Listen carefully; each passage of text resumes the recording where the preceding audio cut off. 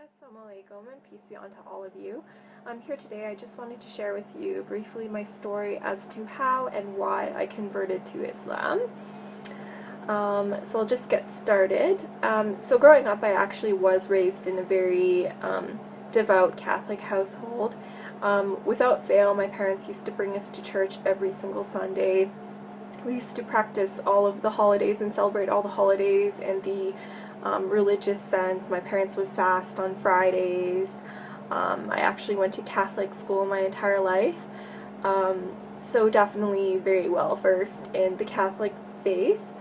But the one thing I will say is, even just growing up, I did know a lot about the faith, but I was never really brought to think about why I was particularly doing things, or you wouldn't really think very deeply into theology particularly. And it was after the fact, when I finished high school and I started going to post-secondary education, like college, university, that was when I finally actually started thinking a little bit about my faith. Maybe it was the rebellious sense in all of us when we finally become somewhat independent and we want to be our own person, but definitely it was a little bit more than that. I remember, just going to school after the fact, and it was the first time in my life I was actually intermingling with people that were not of the same faith group with me, just because, going to a Catholic school, all my friends were Catholic. I was a good girl. I never really went out a ton, so I can't say that I really had a lot of friends outside of my faith group. But when I actually went to college, university, I actually for the first time interacted and met, Muslims as an example, and it kind of made me think about my faith in a greater sense. Like, I remember, just going to church and thinking, for the first time in my life, like, we're not supposed to be worshiping idols, so why do we even have, like, statues inside the church that people are praying towards? Or if we're supposed to be praying to the one God, like, why are we praying to the Virgin Mary, or why are we praying to other people and saints when, God is the creator of all things and God is the Almighty?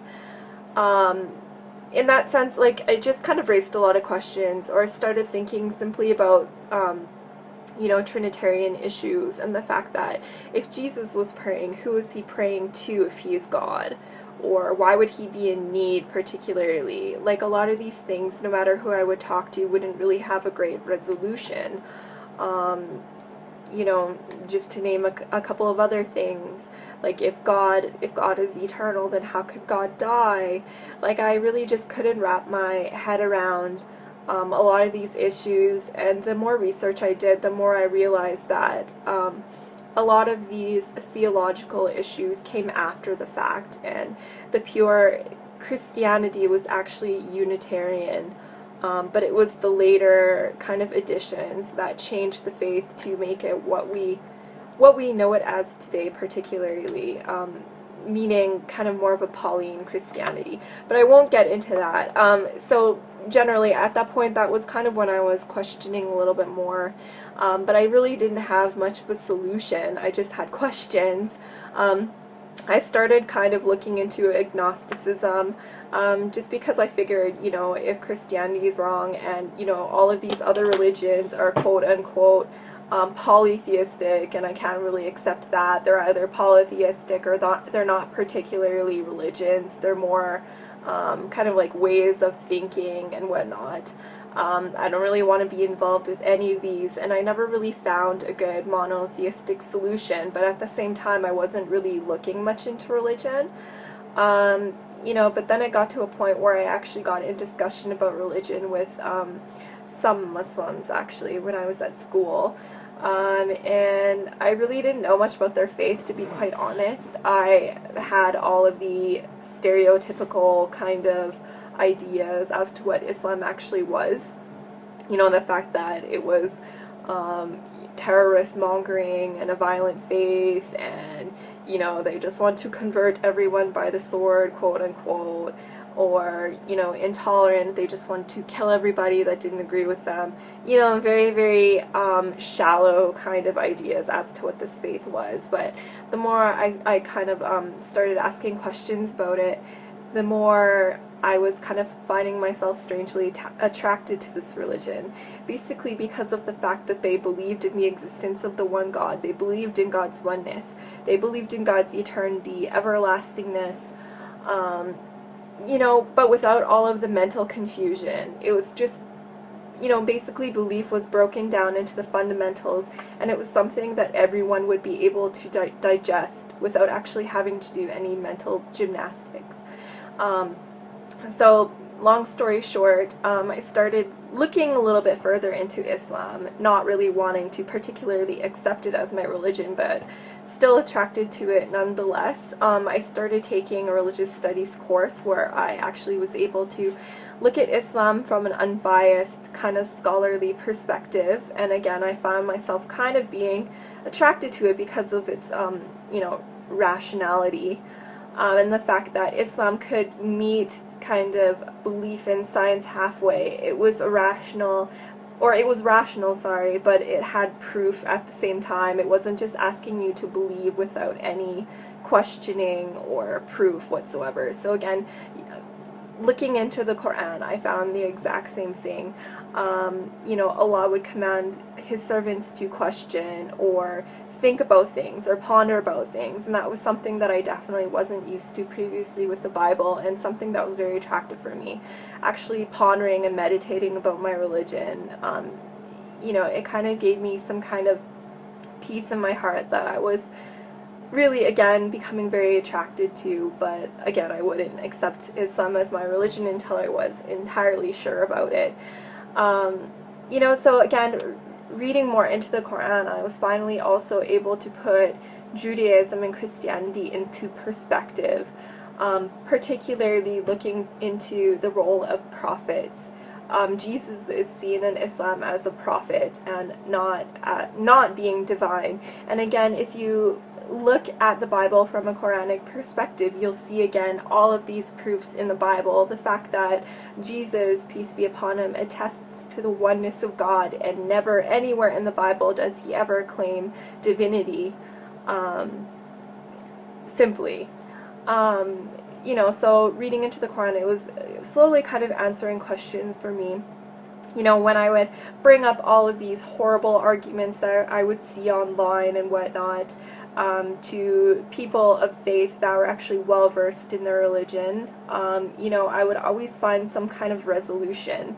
Whenever I had a question about Islam, I always thought that it would kind of be a breaking point, and this would be the reason why I can't particularly believe in this faith, but it always ended up being to the contrary. And you know, along my journey, I was probably looking into Islam for maybe about, I would say, 2 years or so, and it was continuously the same thing, where it was just, it was working for my benefit and not on the contrary. And basically, whenever I would see all of these negative comments online or get all these negative comments from people, or even myself argue with people, it would just bring me to gather more knowledge about the religion, and actually got me to a point where I was very comfortable accepting Islam for what it was, but I still didn't make that final step of affirming my faith.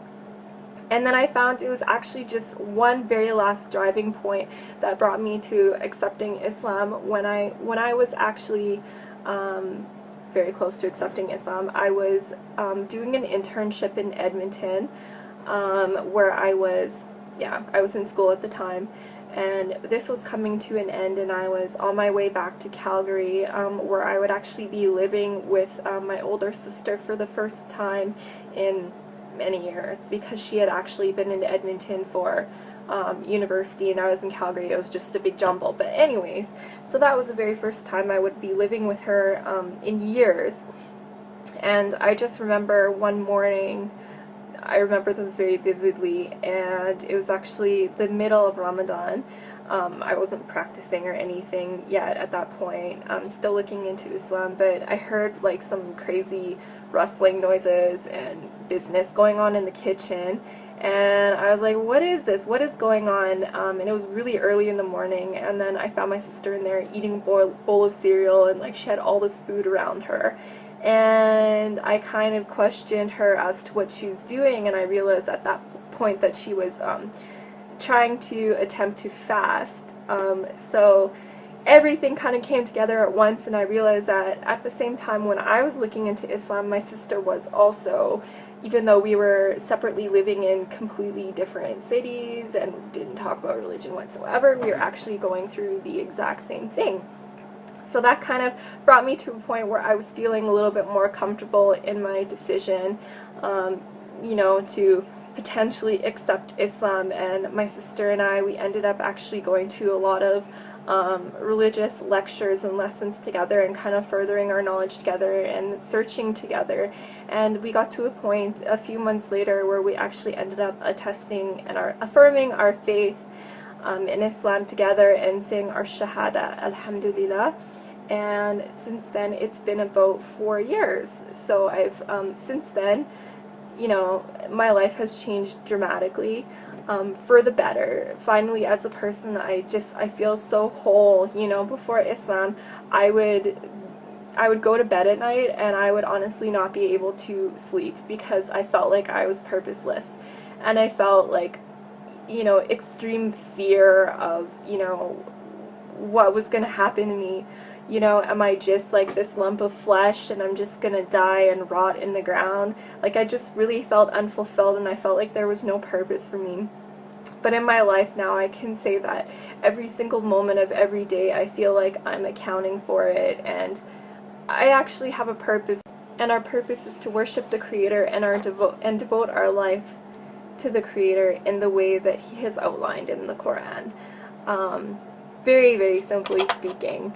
But anyways, so that's my story. I'm gonna keep it short and leave it at that, but inshallah, I hope any of you out there perhaps benefited from this story, and I hope to be of service to anybody, you know, with any questions about Islam whatsoever. I would love to kind of dispel any myths and use my knowledge that I've gained over the past couple of years to, you know, maybe inspire you guys in some way, or at least provide you with some knowledge, or answer any of the questions that you've been burning to have answers to. But for now, assalamu alaikum.